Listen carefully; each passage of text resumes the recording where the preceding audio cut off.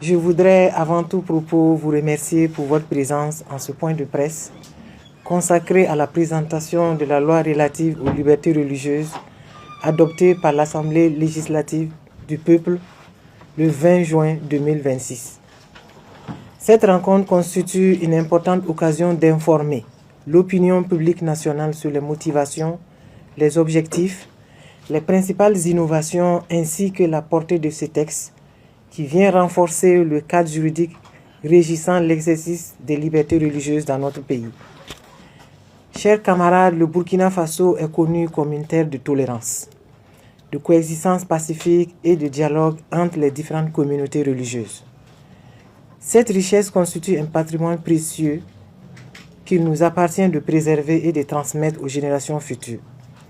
Cependant, le contexte national et international a connu ces dernières années des mutations profondes, marquées notamment par la montée des discours de haine, le développement de l'extrémisme et de la radicalisation à caractère religieux, les tentatives de manipulation de la foi à des fins de division sociale, ainsi que l'instrumentalisation des lieux de culte.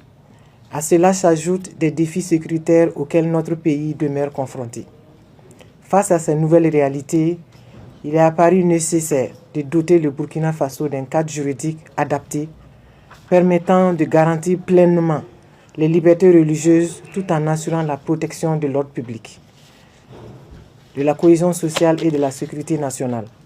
La présente loi s'inscrit ainsi dans le respect de la Constitution, du principe de laïcité de l'État et des engagements internationaux de notre pays en matière de droits humains et de libertés fondamentales.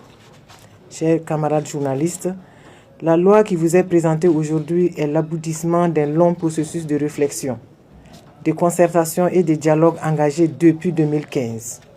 Son élaboration a mobilisé l'ensemble des acteurs institutionnels, administratifs et religieux concernés. Ce processus a impliqué les ministères sectoriels, les institutions publiques compétentes, des experts pluridisciplinaires ainsi que les principales fêtières religieuses du Burkina Faso, notamment la Fédération des associations islamiques du Burkina Faso, la Fédération des églises et missions évangéliques, la Conférence épiscopale Burkina-Niger, ainsi que les représentants de la religion traditionnelle. Plusieurs sessions de travail, consultations techniques, examens interministériels et validations ont permis d'enrichir et de consolider le contenu du texte. Après une première adoption en Conseil des ministres en 2016, le projet a fait l'objet de nouvelles concertations en 2018 et 2021 afin de recueillir un consensus plus large. Sa révision entre 2024 et 2026 a intégré de nouvelles orientations nationales, les impératifs de sécurité ainsi que les exigences de la révolution progressiste populaire. Ainsi, la loi adoptée est le fruit d'un large consensus national et traduit la volonté commune de doter notre pays d'un instrument juridique moderne, équilibré et adapté aux réalités contemporaines. Camarades journalistes, cette loi comporte plusieurs innovations majeures destinées à promouvoir un exercice responsable et harmonieux des libertés religieuses. Elle instaure d'abord un cadre juridique global régissant l'exercice des libertés religieuses et renforce les mécanismes de prévention et de répression des discours haineux, de l'extrémisme violent et de la radicalisation à caractère religieux. Elle encadre également les conditions d'érection, d'ouverture et de fonctionnement des lieux de culte, tout en clarifiant les règles applicables à l'expression religieuse dans les services publics, les établissements d'enseignement et de formation, des structures sanitaires ainsi que les établissements pénitentiaires. Le texte innove en instituant des mécanismes renforcés de transparence, de responsabilité et de contrôle des organisations religieuses, notamment en matière de gouvernance, de financement et de contrôle des prédications. Par ailleurs, la loi réglemente l'intervention des prédicateurs étrangers résidant à l'étranger, l'organisation des prédications de masse. Elle renforce également la protection des lieux, des objets et symboles de culte contre toute forme de profanation ou d'atteinte et prend en compte les spécificités de l'exercice des libertés religieuses dans les établissements pénitentiaires ainsi que dans les forces armées nationales et les forces de sécurité intérieure. Camarades journalistes, les différentes innovations ainsi présentées sont consacrées dans une loi comprenant 112 articles, 6 titres et 14 chapitres.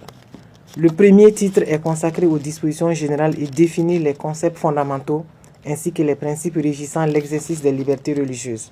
Le deuxième titre traite de l'érection, de l'ouverture, du fonctionnement et de la police des édifices religieux autres lieux de culte. Le troisième titre fixe les règles d'application à l'exercice des libertés religieuses dans les espaces publics et institutionnels. Le quatrième titre est consacré au financement des activités religieuses et aux exigences de transparence et de traçabilité des ressources financières. Le cinquième titre définit les sanctions pénales et administratives applicables en cas de violation des dispositions de la loi. Et enfin, le dernier titre, le sixième titre, porte sur les dispositions transitoires et finales destinées à encadrer l'entrée en vigueur et la mise en œuvre effective du nouveau dispositif législatif. Camarades journalistes, je voudrais insister sur le fait que cette loi ne vise à restreindre les croyances religieuses ni à porter atteinte à la liberté du culte. Bien au contraire, elle affirme le droit de chaque citoyen de choisir librement sa religion, d'en changer et d'en pratiquer aucune, ainsi que le droit de manifester ses convictions dans le respect de la loi, de l'ordre public, des bonnes mœurs et des droits d'autrui. L'objectif poursuivi est clair: préserver la liberté de religion tout en protégeant la paix sociale, renforcer le vivre ensemble, prévenir les dérives extrémistes et consolider l'unité nationale dans un contexte marqué par les défis sécuritaires et les aspirations légitimes de notre peuple à la stabilité et au développement. Nous sommes convaincus que cette loi contribuera à promouvoir un environnement religieux apaisé, fondé sur le respect mutuel, la tolérance, la responsabilité, le dialogue et l'attachement aux valeurs républicaines.